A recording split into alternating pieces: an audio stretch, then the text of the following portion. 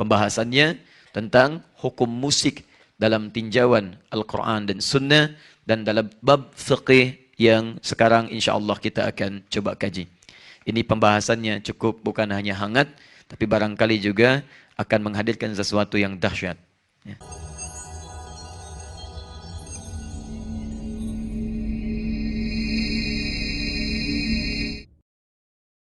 Ada para penyair yang mereka dalam syairnya hanya menggunakan kata-kata saja. Ada para penyair yang dalam syairnya diiringi kemudian dengan alat-alat. Di antara alatnya ada rebana toblon, ada alat petik ma'zifah, jamaknya dengan ma'azif. Nah, dua hal ini pada masa Islam di zaman Nabi SAW itu pun masih berlangsung, dan menariknya dua negatif ataupun positif juga terjadi di masa Nabi SAW. Setelah masa Islam, maaf, yang bersyair masih ada. Contoh, saya ambil yang positif dulu misalnya ya. Dan itu ada di hadis-hadis yang sahih. Riwayat Al-Bukhari, riwayat Muslim, riwayat Abu Daud, bahkan sebagian disahihkan oleh Syekh Muhammad Nasiruddin Al-Albani. Dan setelah saya rangkum di sini, ada sekitaran sampai 5 sampai dengan 9 hadis. Tayyib. Misal, saya berikan contoh saja ya. Di Ibnu Hibban hadisnya sahih, nomor hadis 6892. Ya. Baik, teman-teman, hadisnya dari Buraidah. Hadisnya dari Buraidah. Satu kali ada dua orang yang berdendang ya, di hadapan Nabi SAW, di hadapan sahabat Abu Bakar As-Siddiq, di hadapan sahabat Uthman bin Affan. Mereka berdendang, nyanyi-nyanyi. Ada liriknya, ada iramanya, ada macam-macamnya. Apa yang terjadi? Ketika mereka sedang berdendang, Nabi tidak melarang mereka. Tapi ketika Umar datang, Umar bin Khattab radhiyallahu taala anhu datang, kemudian dilemparkanlah kemudian ya rebana yang mereka pegang, dilemparkan oleh mereka, lalu Nabi mengatakan, ya datanglah Umar, yang saat Umar datang, setan akan takut kepadanya. Setan akan takut kepadanya. Perhatikan, hadis ini kata para ulama hadis menunjukkan dua pesan sekaligus. Ada yang dibenarkan, ada yang tidak dibenarkan. Apa yang dibenarkan? Pertama, yang dibenarkan adalah keadaan ketika mereka menyanyi bersyair di hadapan Nabi SAW, tidak ada kalimat-kalimat yang langsung disanggah oleh Nabi. Kalaulah seketika itu haram, tentu Nabi akan mengatakan, jangan berdendang di hadapan saya, itu haram. Tinggalkan, tinggalkan. Tapi yang paling menarik, kenapa Ustadz saat Umar masuk kemudian dilemparkan alat-alat itu? Karena sebagian dari alat-alat yang digunakan, pernah digunakan di tempat-tempat yang lainnya, atau tempat-tempat yang, maaf, mengarahkan pada maksiat. Contoh, tidak sedikit orang-orang menggunakan gitar, kemudian gitar yang saya maksudkan yang tempo dulu, kemudian rebana untuk mengiringi perbuatan-perbuatan maksiat yang terjadi pada saat itu. Contoh, mohon maaf, fokus ini, itu dulu orang Arab kalau mau maksiat, mereka akan datang mengenakan jubah terbaiknya untuk menunjukkan status sosialnya. Biasanya menggunakan sutra, laki-laki pakai sutra, datang. Kemudian dia bawa, maaf ya, perangkat-perangkat mabuk. Dari yang perasan kurma, perasan anggur, dan sebagainya. Setelah itu disertailah dengan penyanyi-penyanyi biduan-biduan, sambil diiringi dengan alat-alat musik. Ada yang pakai rebana, ada yang pakai kemudian gitar-gitar yang dipetik pada masa itu. Sebagian bersenandung, sebagian yang mabuk, ada yang zina, dan sebagainya. Dari situlah Nabi pernah mengeluarkan hadis, di masa yang akan datang, itu telah dihapuskan oleh Nabi seperti itu. Jangan mabuk lagi, jangan zina lagi. Turun ayat melarang zina, turun ayat melarang mabuk, bahkan sampai 4 tahapan. Turun ayat melarang hal-hal yang tidak bermanfaat. Setelah itu sepi semua itu. Tapi kata Nabi, akan muncul di masa datang di antara umatku yang menghalalkan lagi proses seperti itu. Digabungkanlah 4 tadi. Mereka menghalalkan zina, mereka menghalalkan khamar, mereka menghalalkan sutra, dan mereka menghalalkan ma'azif. Nabi bukan menyebut musik, bahasa hadisnya ma'azif. Kenapa Nabi menyebut ma'azif? Karena sebagian alat itu ada yang digunakan pada yang negatif. Mengiringi orang untuk berbuat maksiat. Jadi kalau Anda menemukan hadis itu bukan berbicara masalah hukum mutlak musik, bukan. Hadis itu ingin bicara tentang konteks maksiat yang terjadi di masa Nabi. Yang sering diakibatkan oleh penggabungan antara alat-alat musik dengan tujuan-tujuan maksiat. Coba Anda cek. Kalau orang muncul dengan glamoritas, dengan alat-alat yang tadi, disertai dengan alat-alat musik, pasti ujung-ujungnya maksiat. Silahkan cek. Cek kalau tidak keliru. Silahkan, kalau Anda tidak percaya silahkan. Di sampingnya ada minuman, menggunakan suasana glamor, terus ada alat-alat musik di sampingnya, ada yang nyanyi. Pasti minimal akan terjadi maksiat. Kalau tidak ikhtilat joget bersamaan, kalau tidak kemudian mabuk-mabukan, apa yang terjadi? Ujung-ujungnya zina. Itu persoalan terbesarnya. Silahkan cek, bukankah ada tempat-tempat menampung seperti itu? Ya, misal ada sebagian tempat-tempat disebut dengan diskotik, ada klub malam, dan malam bukan siang. Belum ada klub siang, kan? Ada klub malam, ada diskotik, ada macam-macam. Silakan, apa yang terjadi? Begitu musik di setel, alat-alatnya ada, untuk mabuknya ada, musiknya ada, alatnya ada, orang menggunakan pakaian-pakaian yang borjuis, sutranya memang sudah nggak ada, tapi yang dipakainya luar biasa, sama-sama mahalnya, sama-sama alat kesombongannya. Muncul itu, bergabunglah semua elemen ini, inilah yang menyebabkan hukum haram turun. Dua. Jadi, fokus, alatnya sudah ada, kemudian nyanyian yang tanpa alat juga ada, tapi hukum-hukum yang disampaikan oleh Nabi keluar dua bagian dari Nabi. Ada yang mengharamkan, ada yang seketika kemudian menghalalkan. Contoh kedua, saya agak cepat ya. Nanti saya buka kitab, setelah ini kita selesai. Satu kali Nabi melihat Sayyidah Aisyah. Kemudian ketika beliau melihat Sayyidah Aisyah di rumah beliau, masuk ke dalamnya, Sayyidah Aisyah sedang dihibur oleh dua orang. Ya, yang bantu beliau, jariah beliau, ketika dihibur menggunakan syair. Ya. Bahkan menggunakan ini, rebana, dufuf, tobel. Dipukul-pukul, nyanyi-nyanyi, dan sebagainya. Datanglah sahabat Abu Bakar As-Siddiq radhiyallahu ta'ala anhu. Ketika beliau datang, beliau tidak suka dengan itu. Nanti saya catat ini. Dan ini nanti diantara yang saya pegang salah satunya. Karena beliau senangnya dengan Quran.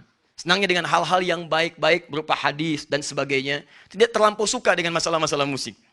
Jadi begitu masuk, beliau katakan, apa bimazmuri syaitani fi baitin Nabi sallallahu alaihi wasallam? Kok ada senandung-senandung setan? Maksudnya ini saya nggak suka ini nih. Kok ada yang haram di rumah Nabi sallallahu alaihi wasallam? Abu Bakar memahami setiap musik itu haram. Apa kata Nabi? Hadis sahih. Kata Nabi, Abu Bakar, janganlah usil ya dengan menghukumi mereka. Ini hari raya untuk mereka, biarkan mereka bersenandung. Perhatikan, Abu Bakar menghukumi haram perbuatan dua orang jariah tadi. Nabi mengatakan tinggalkan mereka, biarkan mereka bernyanyi karena ini hari raya untuk mereka. Hadza yauma idihim. Ini hari raya untuk mereka, biarkan mereka bernyanyi. 3. Lihat baik-baik. 3. Teman-teman sekalian, dalam bab pernikahan. Tiba-tiba ada sahabat kalangan yang menikah, suasananya sepi.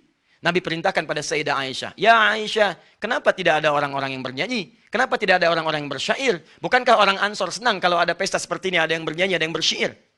Nabi malah memerintahkan, keluarkan dufuf, pukul rebana, dan buat syair-syair yang bagus untuk menghibur mereka. Di hiburan-hiburan, urusan-urusan yang sifatnya dalam kebaikan. Nabi malah meminta dihadirkan, bukan meminta dihilangkan. Ini yang paling menarik. Nah, turunkan hadis-hadis ini, jadi dari hadis-hadis yang terlihat membenarkan musik ini, muncullah golongan pro di sini. Dikeluarkanlah hadis-hadis dari Nabi yang membenarkan tentang musik tadi. Misal, kata orang rebana tidak boleh. Kata siapa? Kata Nabi malah disuruh pukul rebana. Maka dikeluarkanlah hadis-hadis tadi untuk menguatkan ini. Jadilah ini hadis penguat untuk yang pro musik. Baik. Kata siapa dilarang? Toh dalam pernikahan, yang tadinya dilarang, didiamkan. Nabi malah menyuruh untuk memainkan itu. Ini menunjukkan bahwa musik boleh. Hadis yang kedua. Kata siapa dilarang? Kan turun ayat. Quran surah ke-26, ayat ke-27. Justru di situ, ayat 227. Justru di situ para syu'ara pemusik dipuji oleh Allah subhanahu wa ta'ala. Dan jadi bahan dia untuk masuk ke dalam surga. Masya Allah, muncul hadis ayat yang ketiga. Ayat Al-Quran. Ayat-ayat ini diambil oleh golongan pro, dan mereka nilai inilah ayat-ayat dan hadis yang membolehkan tentang musik. Muncullah kesimpulan musik boleh menurut mereka. Paham sampai sini? 1. Jadi kalau Anda menemukan orang yang membolehkan musik, boleh jadi kesemuanya akan kembali kepada hadis-hadis dan ayat-ayat ini. Inilah landasan yang menjadikan mereka berpikir bahwa musik itu halal dan benar dalam pandangan agama. Jelas? Hapus. 2. Lepas dari ini, ada ayat-ayat yang mencela sekaligus hadis-hadis yang menghinakan musik dan para pemusik. Misal, tadi Asy-Syu'ara Quran surah ke-26 ayat 224-nya. Di situ para pemusik dicela. Seringkali menghadirkan kesesatan. Seringkali menghadirkan khayalan-khayalan. Tidak disukai oleh Quran. Kata mereka, haram hukumnya. 2.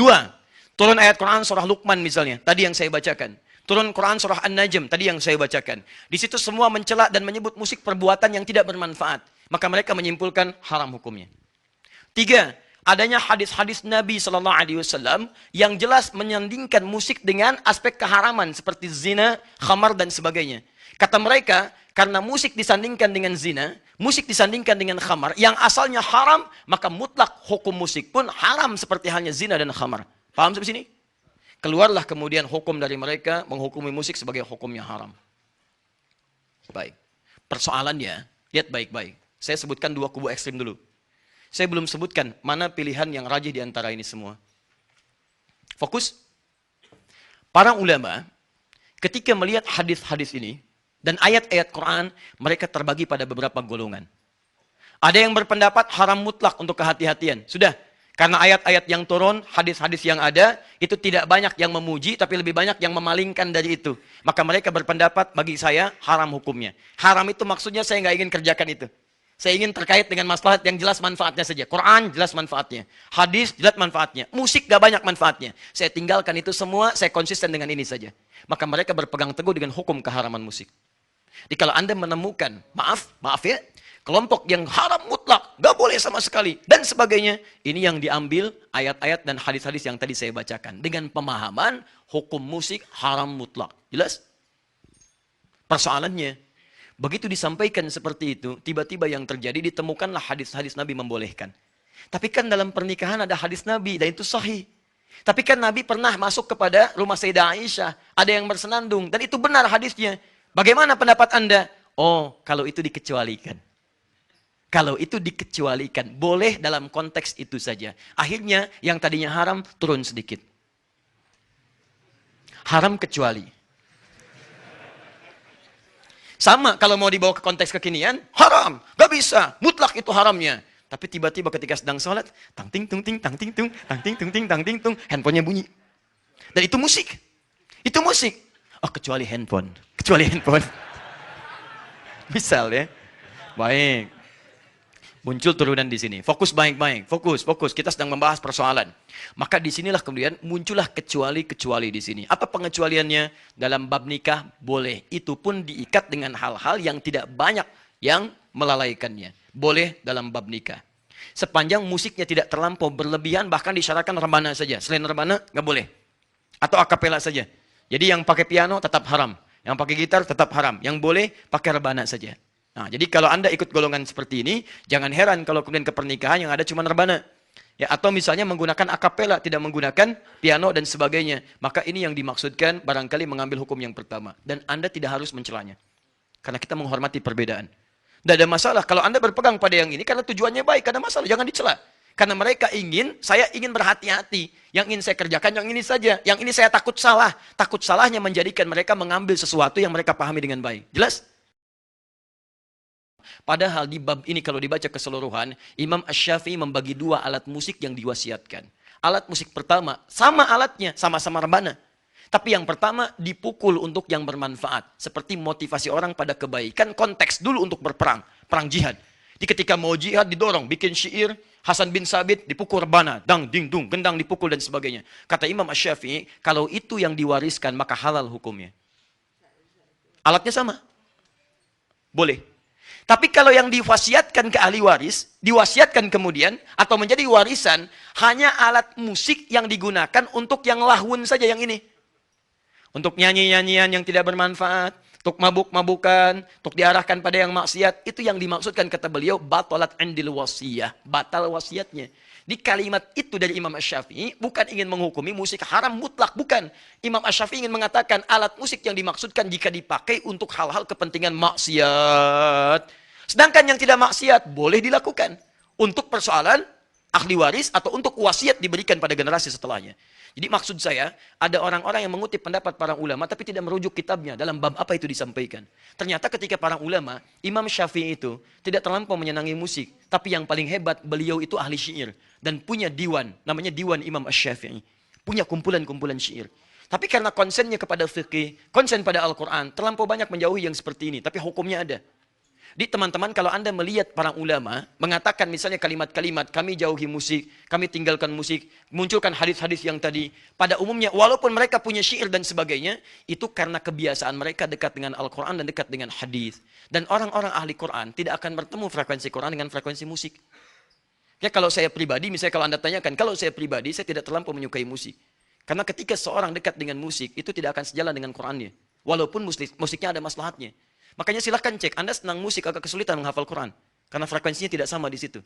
Tapi bukan berarti menjadikan musik mutlak haram, bukan. Karena ada bagian-bagian tertentu yang dibenarkan oleh Al-Quran. Apa itu? Ada orang yang memang bakatnya ada di situ. Bakatnya di situ. Dia mudah sekali membuat lirik. Dia mudah sekali memainkan irama dan sebagainya. Kata Quran, daripada dipakai yang maksiat, kenapa tidak dipakai yang halal-halal? Seperti Hasan bin Sabit menggunakannya. Seperti Ka'ab bin Zuhair. Dan diberi hadiah oleh Nabi SAW. Makanya muncul semacam Maher Zain. Muncul semacam Yusuf Islam dan sebagainya. Muncul semacam dan sebagainya. Ya, kalimat-kalimat lirik-lirik yang mengarahkan kepada nilai-nilai kebaikan. Tapi tidak disatukan dengan yang maksiat. Liriknya memang bagus. Ayo sholat, ayo sholat, ayo sholat, ayo sholat. Yang di bawah joget, ikhtilat, dan sebagainya. Nah, itu barangkali mencampurkan dua hal yang tidak bertemu satu dengan yang lainnya. Diberi judul nada dan dakwah. Nada satu, dakwah satu. Tapi antara nada dengan dakwah tidak nyambung. Kalimatnya benar, nada, dakwah. Kalau dengan nada itu ada nilai-nilai kebaikan yang tidak menghadirkan unsur maksiat. Jelas ya? Judi, aku kalah, bohong, sungguh, misalkan. Misal saja ya. Misal. Nah, apa kesimpulannya? Kesimpulannya adalah, turunkan dulu. Jadi kalau kita bandingkan, saya kan belum berbicara tentang pilihan Anda. Itu silahkan Anda pilih yang bagaimana, nggak ada masalah. Saya mau bicara, kesimpulannya, kalau kita bandingkan, para pendapat ulama akan ditemukan tadi perbandingan-perbandingan berdasar turunan ayat dan hadis tadi. Maka pendapat ulama ada yang mengharamkan mutlak dengan alasan tadi, untuk kehati-hatian saja. Yang kedua ada pendapat haram dengan syarat, haram kecuali, karena ada pengecualian-pengecualian di sini. Yang ketiga kemudian ada yang membolehkan mutlak karena diambil hadis kebolehannya saja. Yang keempat ada kebolehan dengan syarat kalau musik yang dimaksudkan mendukung kepada nilai-nilai kebaikan yang dibenarkan oleh agama. Di luar itu maka semuanya masuk pada kategori yang tidak dibenarkan. Nah, dari empat ini bagaimana kita menyimpulkan tarjihnya? Dan kesimpulan terakhirnya adalah tarjihnya mana yang terkuat di antara ini? Selalu yang paling kuat itu yang pertengahan. Karena kita diminta oleh Allah untuk mengambil bagian pertengahan. Kita umat pertengahan. Quran surah kedua ayat 143. Wa kadzalika ja'alnakum ummatan wasata, yang tengah-tengah. Jadi kalau kita melihat proporsional saja, jangan-jangan antum haramkan mutlak tapi antum butuh sesuatu untuk bermanfaat dalam diri antum. Jangan-jangan halalkan mutlak tapi ada maksiat yang berbahaya di situ. Karena itu, jika memang dengan musik itu Anda bisa mendapatkan manfaat yang dibutuhkan untuk mendukung agama, Anda boleh ambil bagian dari porsi itu. Tapi kalau nggak ada manfaatnya, saran saya tinggalkan. Karena nggak ada manfaat dalam kehidupan Anda. Ya, kalau saya pribadi, saya tidak terlampau menyukai hal seperti ini. Saya belajar itu untuk menjelaskan hukum, bukan ingin ikut kemudian terlibat dalam hal-hal yang dimaksudkan. Tidak. Jurusan saya di bahasa Arab. Ya, spesialisasi saya tentang Al-Quran. Karena saking cintanya dengan Quran, saya belajar bahasa Quran. Bukan untuk bisa bahasa Arab, tapi mendalami bahasa Quran. Maka kami pelajari itu. Dan di jurusan bahasa Arab pasti akan belajar dengan ini semua. Makanya kami punya argumentasi untuk menyampaikan. Karena saya pelajari. Ya, 5 tahun di Tripoli saya pelajari tentang ini, tentang syair, tentang rumus, tentang macam-macam. Sampai apa unsur syair dan seterusnya. Sampai ditemukanlah kalimat ini. Anda kalau nggak belajar tentang ini, Anda nggak akan paham kenapa kalimat Quran turunnya dengan lahwal hadith. Kenapa di sini ada malahi, kenapa ada ma'azif, kenapa tidak disebutkan kalimat musik. Karena yang dimaksud musik pada saat itu, apa yang tadi kami terangkan. Bukan berarti jadi otoritatif, bukan. Ada juga yang lain yang mungkin punya pendapat. Yang penting kita saling menghormati. Yang salah itu adalah yang terlalu fanatis dengan pendapatnya dan menjadikan perpecahan dalam kehidupan.